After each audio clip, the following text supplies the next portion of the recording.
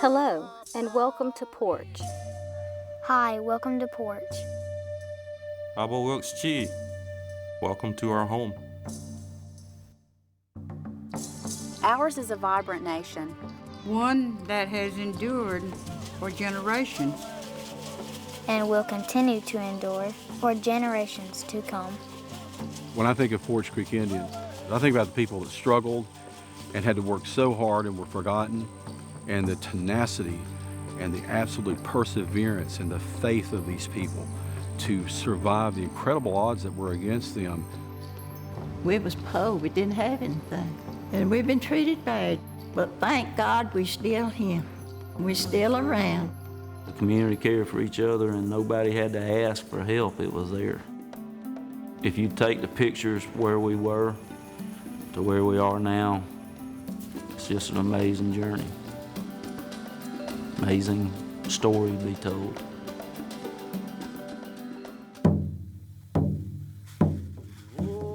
It is said that a single reed is fragile by itself. But when bound with others, it gathers strength. Today we are preserving our cultural heritage. Teaching our traditions And reviving our native arts. My name is Mary Edwards Smith. I'm a tribal member of the Muskogee Creek Nation in Oklahoma. Here, Margaret, you give it a try. I've been coming here teaching basketry. And at this point, we have some excellent weavers. This was one thing that was lost within our tribe. After my mom passed away, we would take every opportunity that we had to get together and weave. It needs to carry on where we can teach our family, our children, the tribal members, basket weaving.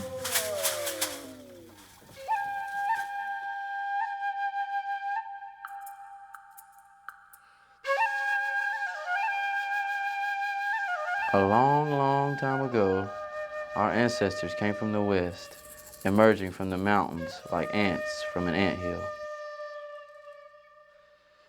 The Creator sent down a cedar pole and instructed our people to stand the pole upright and travel in the direction it fell. Each day, they stood the pole upright and it fell pointing east. They followed it for countless days and nights. Finally, they reached the coastline with an endless ocean before them. They asked the Creator if they were to live here. They were told to follow the pole one more day and one more night. The pole fell to the west, and they followed. At dawn, they discovered a rich and fertile area filled with water and teeming with life. The sacred pole stood upright. We had reached our home.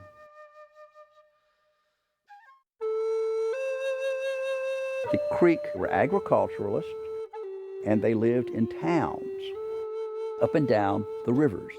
Men dealt with such matters as hunting, fishing, heavy construction, building houses. The women's roles primarily were running the village, cooking, gardening, tanning the hides. The fire pit is the scene of a lot of daily activity. Cooking is an all-day affair. The fire hearth would have been lit once a year, and it burned year-round. The lighting of the central fire takes place during the green corn ceremony. The most important ceremony for our tribe. All household fires are reignited from this sacred flame. It reminds us of our connection to one another. That we are the people of one fire. The green corn is like a Indian New Year. At that time, they said that anything could be forgiven. Once you take the medicine, you're supposed to stay awake.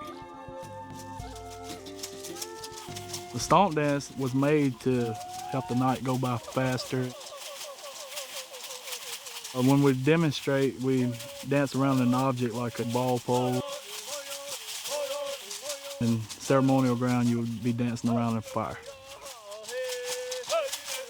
And these songs were given from Creator a long time ago. It's one of the most beautiful sounds you could ever hear. For centuries, we lived according to the rhythm of the land. Then, new settlers arrived on these shores, and everything changed.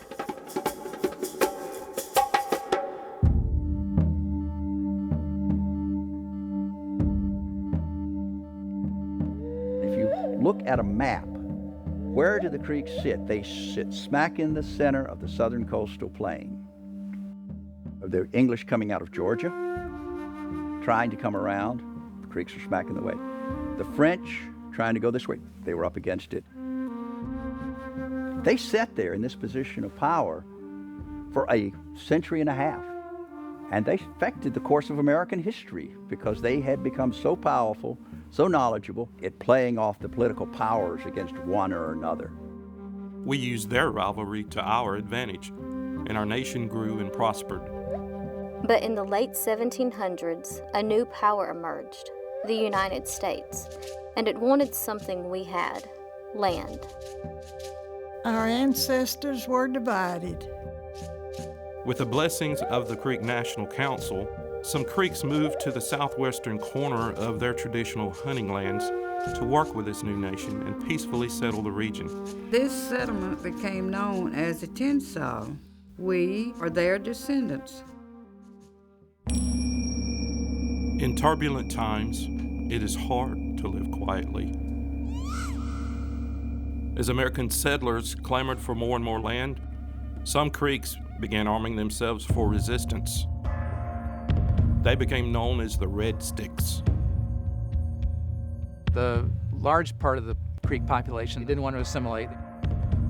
And that, of course, led to divisions within towns. Many families were split down the middle by the Red Stick movement. Some ancestors of the Poarch Creek chose to pursue peace, while others sided with the Red Sticks. The conflict came to a head on August the 30th, 1813. Outraged by American-led assaults on peaceful Creek towns, the Red Sticks prepared to retaliate. Tensaw families, both Creek and American, took refuge inside the barricaded walls of the Samuel Mims Fort. When the Red Sticks attacked, there were more than 500 men, women, and children inside. Fewer than 40 survived. The American government now had the excuse it needed for an all-out war. The Battle of Fort Mims was certainly important because it did emphatically bring America into the war with the Creek Nation. And it allowed people like Andrew Jackson an excuse to engage the Creeks in warfare so that he could seize vast areas of land. After the end of the Creek War at the Treaty of Fort Jackson, he essentially forced a treaty on the Creek Nation. In a single stroke of the pen, the United States gained almost all of what became the state of Alabama, portions of Georgia, opened up vast areas for American settlement. The American government expelled more than 45,000 Native Americans from their homelands in the Southeast. Many died on the forced march west, including many of our ancestors. It became known as the Trail of Tears. By the 1840s, many Creeks who remained had assimilated. But a small community from the Tensaw area banded together and made legal appeals for land that was rightfully theirs. A handful of claims were granted, and the land chosen became the center of present-day Poarch. The state government was saying there are no creeks left in Alabama. They've all been removed. We were forgotten by the government. The government basically turned its back on us. The state and the federal government said there are no more creeks, and yet here we were. I'm in the army of the good Lord today. I am fighting each day and As the 20th century dawned, our ancestors found themselves increasingly isolated because of their Indian heritage. oh, We couldn't attend the same schools as whites and weren't allowed to ride in the same buses. One morning, Jack Daughtry stood in the path of the school bus and demanded his children be let on board. His act of courage sparked a successful lawsuit requiring the county to provide equal access to education for our children. When I get up home. Encouraged, Chief Calvin McGee, supported by many others, decided to go to Washington and file for land claims. The community joined in organizing fundraisers to help pay for the trip. We'd have fish fries and all kind of suppers. We had to make up money for my brother Calvin to go to Washington, D.C. We would cook chicken in the wash pot. That's the way we had to make up the money for Calvin to go to Washington. Fried chicken in the wash pot. You ever eat one piece, you'll want another. Those fish fries and suppers that we had were very important. Once the word was out, Chief McGee needed to make a trip to Washington, D.C. Our people were working toward the goal that they wanted to accomplish because they can see greater things happen. For years, our community worked tirelessly on the federal recognition petition. And on August the 11th, 1984, we succeeded, becoming the first federally recognized tribe in the state of Alabama. And no longer would we be forgotten. Okay. All right. Daskida. Litkida. Our culture, our language was lost. Gotcha is? At this age, they're like a sponge. Fill that in the first blank. And if we can get those kids started and they keep adding on to it each year, maybe, possibly, they'll get our native language back. And Obonitskis means? You are dancing.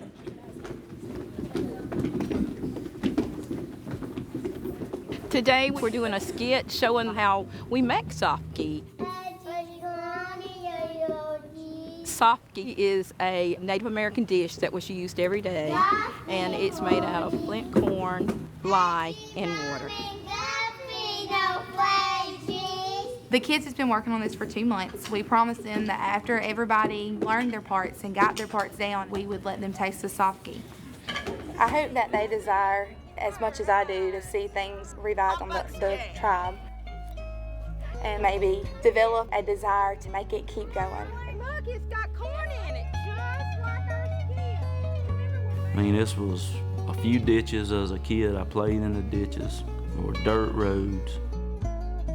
We lived in wood frame houses that you could literally look up and see the stars.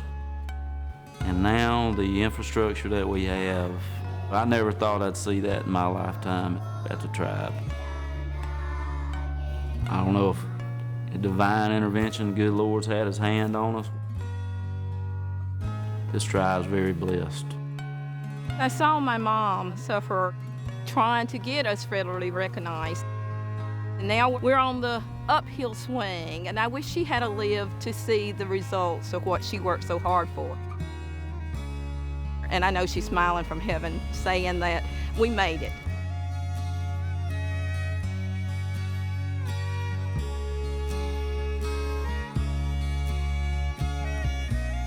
I don't ever want for our people to forget where they came from. I've been given that advice by many elders. My dream would be that our folks would never forget who they are and the price that was paid to bring us where we are today.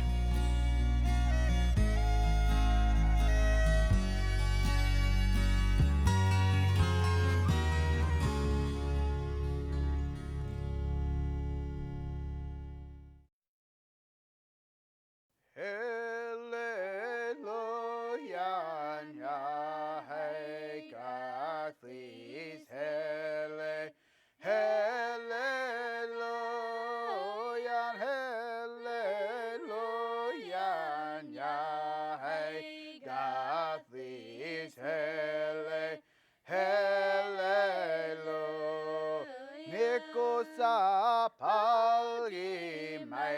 mana pokis hele. Hallelujah, miku sa pag-imay mana boki